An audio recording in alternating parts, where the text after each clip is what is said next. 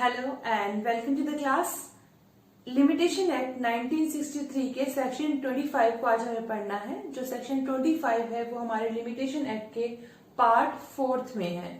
तो पार्ट 4 क्या बात करता है? पार्ट 4 बात करता है acquisition of ownership by possession. तो कोई पोजेशन रखा हुआ है, मतलब किसी प्रॉपर्टी को अपने पास रखा हुआ है, इसकी वजह से उसकी ओनरशिप बन जाती है, एक्विजिशन हो जाता है ओनरशिप का। तो उसी से डील करता है पार्ट 4। तो पार्ट 4 जो है उसके अंदर सेक्शन 25 क्या कहता है? Acquisition of easement by prescription.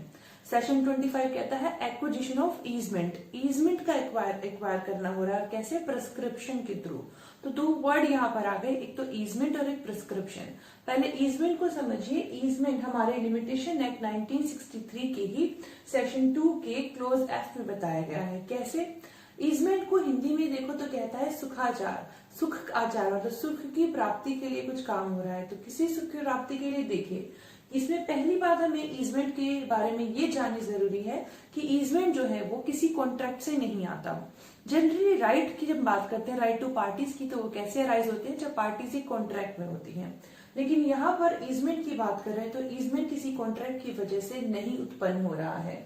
यहाँ पर ईजमेंट जो है वो क्या कह रहे हैं? किसी व्यक्ति को, किसी एक व्यक्ति को दूसरे की प्रॉपर्टी पे ये हक है कि क्या या तो वो कोई पार्ट उसकी प्रॉपर्टी से उठा करके लेके आ सकता है, या कोई भी चीज उठा करके ले से आ सकता है, या सॉइल मिट्टी को ही लेके आया जा सकता है, by which one person is entitled to remove and appropriate for his own profit any part of soil. तो मिट्टी का कोई भी भाग वो उठा करके लेके आ सकता है जो उसका नहीं है, किसी और व्यक्ति का है, या फिर कोई और चीज है, मिट्टी नहीं तो कुछ और भी कुछ उग रहा है, वो भी वो उठा के लेके आ सकता है, वहां से तोड़ करके लेके आ सकता है। उसको ईजमेंट कहते हैं। वो ईजमेंट का अधिकार कैसे हुआ?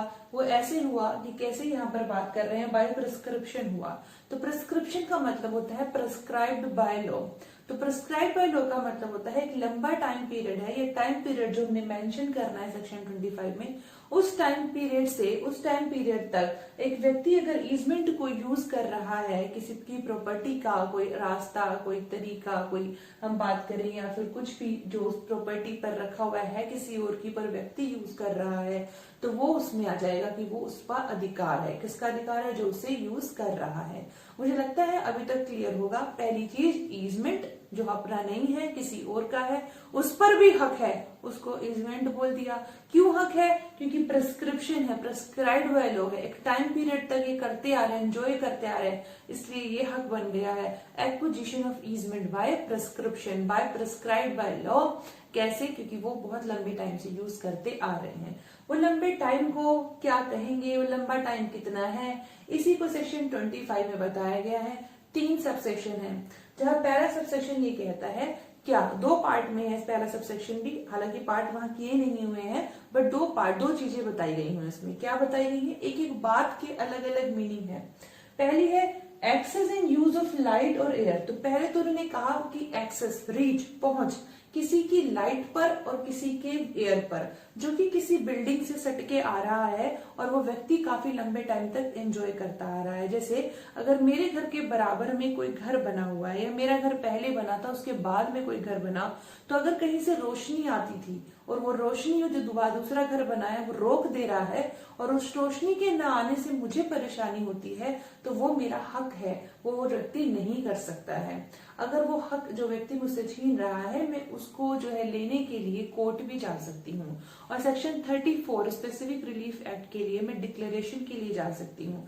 कितने टाइम पीरियड के अंदर अंदर मुझे जाना होगा, ये बताते हुए सेक्शन 2 आएगा पिक्चर में। लेकिन पहले हम इसको समझते हैं कि access and use of light और एयर जो किसी बिल्डिंग के थ्रू आ रही है, कहीं से आ रही है, उसके बारे में बताता है। फिर दूसरा कहता है कि ये लाइट और एयर कितने लंबे टाइम तक वो एंजॉय कर रहा हो, 20 साल तक एंजॉय कर रहा है। टाइम पीरियड ध्यान देने वाला है, 20 साल से वो उसको एंजॉय करता आ रहा है। फिर उसके बाद कह रहे हैं कोई वाटर कोर्स है, यानी कोई वाटर का, पानी का कोई जरिया है, या फिर वो पानी को यूज करता आ रहा है, या फिर किसी और भी तरीके की, इनके अलावा भी कोई अगर ईजमेंट हो रही है तो वो भी इंक्लूडेड है। और उसमें पॉजिटिव भी है, नेगेटिव भी है, मतलब वो नहीं भी करता आ रहा था। से फॉर इंस्टेंस कि अगर वो ड्रेनेज की बात करें तो ड्रेनेज उसके घर की साइड से नहीं थी 20 साल से, कि दूसरे रास्ते की ओर थी, पर जो नया मकान बना उसके घर के बराबर में, एक व्यक्ति के घर के बराबर में, उसने वो ड्रेनेज उस व्यक्ति के घर की साइड खोल दिया तो वो भी गलत हो गया। वो आज तक कभी ऐसा नहीं हुआ था, ये उसका राइट था कि वहां पर कोई ऐसा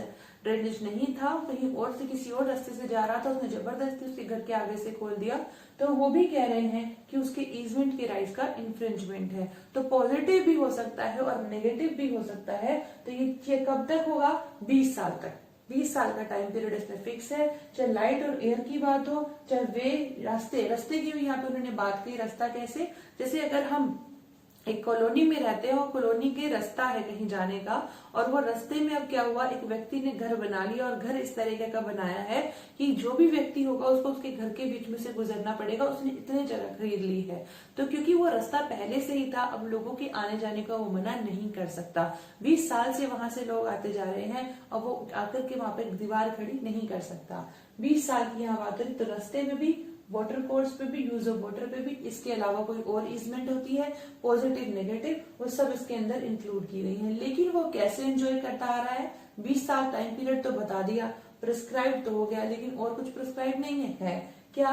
कि वो ओपनली और पीसफुली हो। दो वर्ड इसमें इस्तेमाल हुए, ओपनली और पीसफुली। ओपनली का मतलब कि वो छुप छुपा के उस रास्ते से नहीं जाता था, छुप छुपा के वो वाटर को यूज नहीं करता था, ओपनली करता था, सबके सामने करता था, सबको पता था कि ऐसा करता है। ये सब लोग करते थे, सबको पता था कि भाई एक ही रास्ता है जाने का, तो सब लोग उसी रास्ते से जाते हैं, तो सबको पता है भाई यही रास्ता है, यही से जाएंगे। इस तरीके से मतलब ओपनली वो यूज करता है इजमेंट को।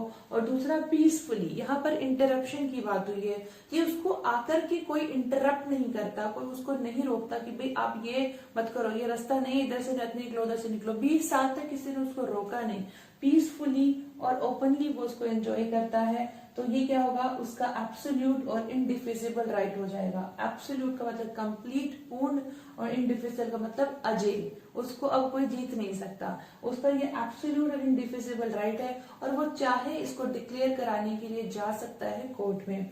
तो यहाँ पर सबसेक्शन 2 यही कहता है कि अगर उसने सूट इंस्टीट्यूट करना है, कोई बात हो जाती है, कोई चीज मतलब और आपस में कुछ तनातनी हो जाती है, जो व्यक्ति मना कर देता है कि भाई अब इस रास्ते से नहीं जाओगे, तो व्यक्ति सूट इंस्टीट्यूट करता है अपने राइट को डिक्लेयर कराने के लिए सेक्शन 34 CSRA के अंदर।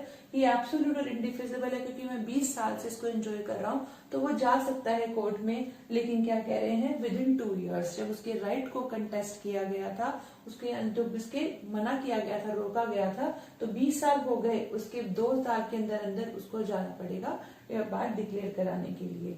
और सबसेक्शन 3 बात करता है गवर्नमेंट की। ये जो अधिकार हमने बात करे, चाहे लाइट का हो, एयर का हो, वे का हो, वाटर कोर्स का, यूज ऑफ वाटर, या कोई और ईजमेंट की बात करता हो, तो वहां पे 20 years बात करें थी प्राइवेट पर्सन के कंटेक्स्ट में। और अगर एक गवर्नमेंट है, गवर्नमेंट के खिलाफ अगर गवर्नमेंट की कोई प्रॉपर्टी है उसको वो एंजॉय कर रहा है कितने सालों से? 30 साल से, तो भी उसका ईजमेंट का अधिकार एक प्राइवेट इंडिविजुअल का बन जाता है। एक प्राइवेट इंडिविजुअल की प्रॉपर्टी के खिलाफ 20 साल के में बनता है, और एक गवर्नमेंट के खिलाफ 30 साल में बनता है। अब इसकी एक्सप्लेनेशन की बात करते हैं, तो एक्सप्लेनेशन में वर्ड इंटरप्शन को एक्सप्लेन किया गया है कि जो इंटरप्शन होगा, वर्ड शुरू होता है नथिंग से, मतलब नेगेटिव डेफिनेशन है, बोलते हैं कि इंटरप्शन का क्या मतलब नहीं होता। इंटरप्शन का मतलब नहीं होता है कि जो व्यक्ति का इंटरप्शन हुआ व्यक्ति की खुद की गलती की वजह से, मतलब जो ईजमेंट का राइट लेने के लिए बात कर रहा है, उसमें क्लेमेंट वर्ड यूज हुआ है कि जो बेयर एक्ट में, कि जो दावेदार है, जो दावा लेना चाहता है कि मेरे पास ईजमेंट का राइट हो, एक्विजिशन करना चाहता है ऑफ ईजमेंट बाय प्रिस्क्रिप्शन, उसकी खुद की गलती की वजह से ऑब्स्ट्रक्शन ना हुआ हो, उसको इंटरप्शन कैलकुलेट नहीं करेंगे।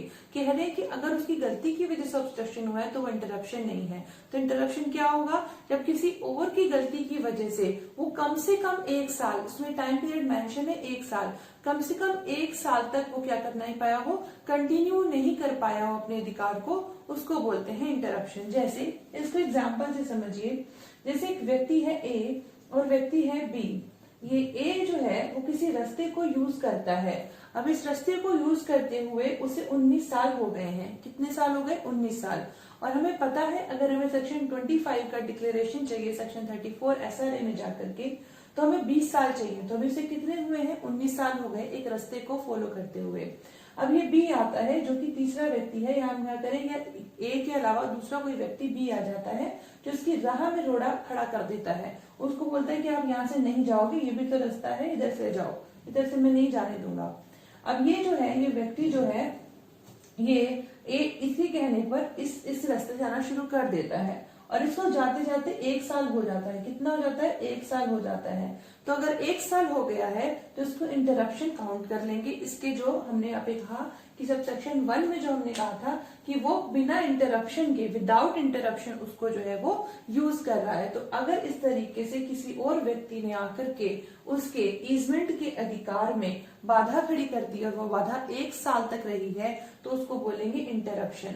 कम से कम 1 साल तक रही है। आप इसको ऐसे भी समझ सकते हैं, अगर 19 नहीं, से फॉर इंस्टेंस अभी 10 ही साल हुए थे और 10 साल हुए, व्यक्ति ने बाधा खड़ी करी, इसने बाधा खड़ी कि इस रास्ते से नहीं जाओगे, तो 1 साल तक इस रास्ते से नहीं गया, 1 ईयर तक इस रास्ते से नहीं गया। बाद में ये बंदा कहीं और चला गया, अभी कहीं और चला गया तो उसने फिर से रास्ते आना शुरू कर दिया, तो इसका मतलब ये फिर से कह दे, अब ये 1 साल यहाँ से यहाँ तक जाता रहा, फिर आगे ये 9 साल यहाँ से चला जाए या फिर आगे 10 साल और इधर से चला जाए और बाद में कहते मेरा अधिकार आ गया ईजमेंट का, तो वो नहीं, क्योंकि ये इंटरप्ट हो गया था, अधिकार कंटिन्यूएशन में नहीं था, इसने इंटरप्ट कर दिया था। जब कोई और व्यक्ति अदर देन क्लेमेंट आकर के इंटरप्ट कर दे अधिकार को कम से कम 1 साल तक के लिए, फिर वो कंटिन्यूटी में नहीं हो, तो उसको ईजमेंट बाय प्रिस्क्रिप्शन का अधिकार जो है वो नहीं मिलता है। तो ये हमारा सेक्शन 25 कंप्लीट होता है।